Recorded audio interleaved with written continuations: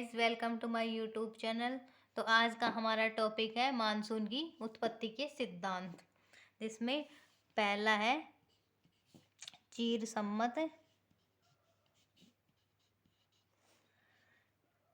चीर सम्मत या प्राचीन, इसको प्राचीन सिद्धांत भी कहते हैं। इसमें क्या है? इस सिद्धांत की व्याख्या ब्रिटिश वैज्ञानिकों द्वारा की गई। इस सिद्धांत के अनुसार जब सूर्य कर्क रेखा पर होता है तो भारत में उच्च तापमान और निम्न वायुदाब पाया जाता है, जबकि जलीय भाग में वायुदाब उच्च तापमान निम्न पाया जाता है।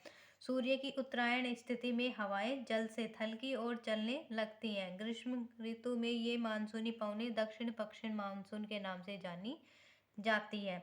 जब सूर्य की दक्षिणायन स्थिति होती है तो भारत में उच्च वायुदाब व निम्न तापमान पाया जाता है। शीत ऋतु में दक्षिण पश्चिम मानसूनी हवाएं अपनी दिशा बदलकर उत्तरी पूर्वी दिशा प्राप्त कर लेती हैं। इस प्रकार ऋतुओं के अनुसार बदली हुई परिस्थितियों के कारण भारत में दक्षिण पश्चिम मानसून व उत्तर पूर्वी मानसून की उत्पत्ति होती है।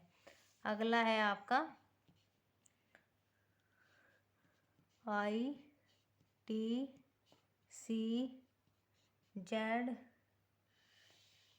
की संकल्पना।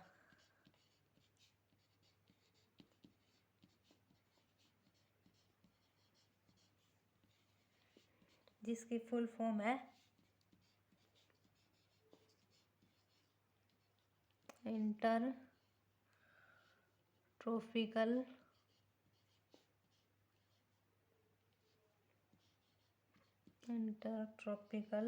कन्वर्जेंस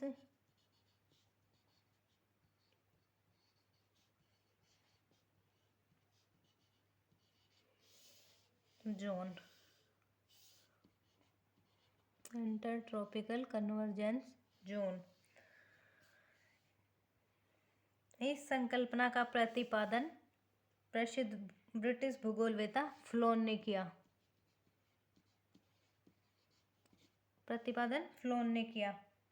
इसलिए इसे फ्लोन की गतिक संकल्पना भी कहते हैं। फ्लोन की गतिक संकल्पना भी कहा जाता है इसे।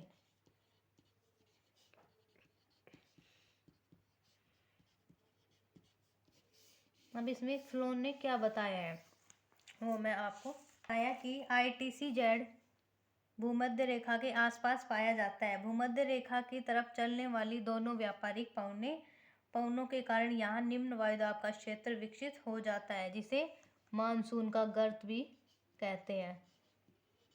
मानसून का गर्त भी कहते हैं। जब सूर्य उत्तर दिशा की तरफ होता है तो अंतर उष्ण अभिसरण क्षेत्र, इसे हिंदी में बोलते हैं अंतर उष्ण अभिसरण क्षेत्र, शॉर्ट में बोलते हैं ITCZ, हिंदी में बोलते हैं अंतर उष्ण अभिसरण क्षेत्र। जब सूर्य उत्तर दिशा की तरफ होता है तो ITCZ का खिसकाव उत्तर की तरफ होता है, इसलिए भारत में उच्च ताप का क्षेत्र बन जाता है तथा दक्षिण गोलार्ध में चलने वाली व्यापारिक पवनें कोरियालिस बल के प्रभाव से दक्षिण पश्चिम दिशा प्राप्त कर लेती हैं। शीतकाल में ITCZ मकर रेखा या दक्षिणी गोलार्ध में पाया जाता है तथा पवनों की दिशा दक्षिण पश्चिम से उत्तर पूर्व हो जाती है। इस प्रकार ITCZ के खिसकाव के कारण भारत में दक्षिण पश्चिम मानसून तथा उत्तर पूर्वी मानसून की उत्पत्ति होती है। तीसरा है अल नीनो।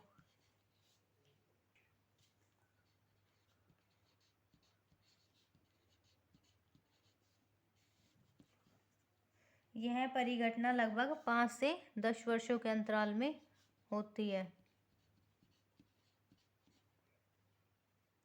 दक्षिणी गोलार्ध में 3 डिग्री से 36 डिग्री अक्षांशों के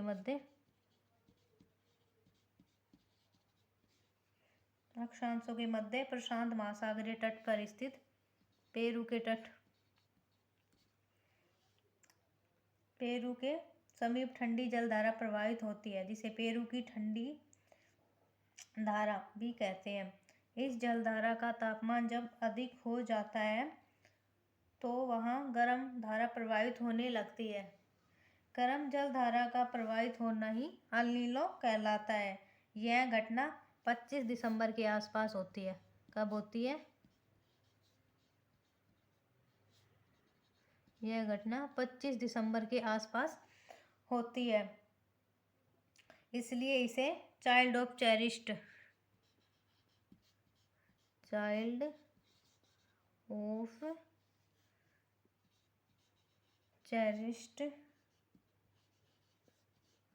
हिंदी में बोलते हैं ईसा का बच्चा।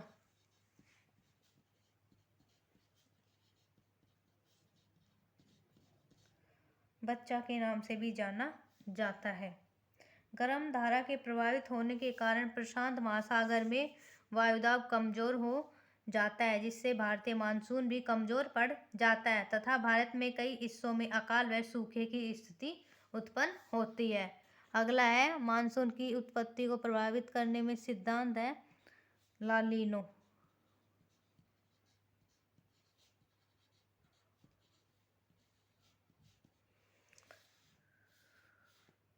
इसे अल नीनो की छोटी बहन भी कहा जाता है।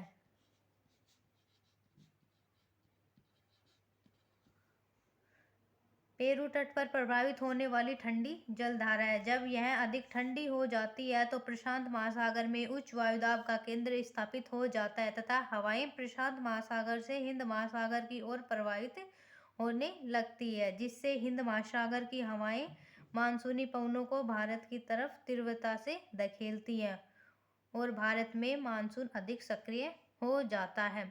भारत में मानसून को लाने में ला नीनो का ज़्यादा प्रभाव रहता है।